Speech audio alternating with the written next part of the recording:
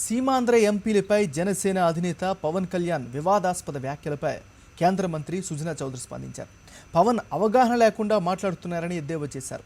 పవన్ సోదరుడు చిరంజీవి చేసేది మాత్రం వ్యాపారం కాదా అంటూ పరోక్షంగా చురకలంటించారు.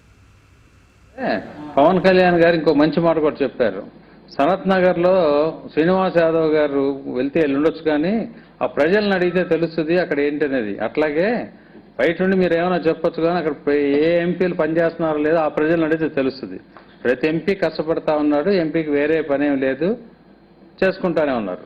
కాబట్టి మన రాష్ట్రాభివృద్ధి కోసం అన్ని విధాల తెలుగుదేశం పార్టీ ఎంపీలు అందరూ కూడా అహర్నిశలు కష్టపడతానే ఉన్నారు. కళ్యాణ్ గారు అబ్జర్వేషన్స్ ఏమన్నా ఉంటే వారు డైరెక్ట్ గా మాకు కూడా సలహాలు ఇస్తే డెఫినెట్ గా మేము కూడా సలహాలు, మంచి సలహాలన్నీ పాటిస్తానని సిద్ధంగా. ఎనీ సిటిజన్ ఫర్ ఎగ్జాంపుల్ మీరు కూడా ఏమైనా ఉంటే సలహాలు ఇవ్వచ్చు, తప్పేమీ లేదు.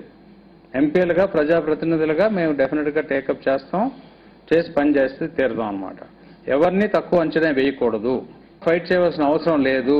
That's the part and integral part of the bifurcation bill, reorganisation బిల్లులో అది ఇంటిగ్రల్ పార్ట్. కాబట్టి సెక్షన్ 8ని ఎప్పుడు వాడాలి, ఎలా వాడాలి అనేది మన గౌరవమైన గవర్నర్ గారి చేతిలో ఉంది.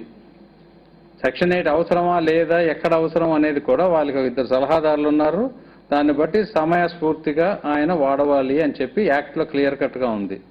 కాబట్టి సెక్షన్ 8 గురించి ఒక పెద్ద రాద్ధాంతం చేయవలసిన అవసరమే లేదు నన్ను అడిగితే.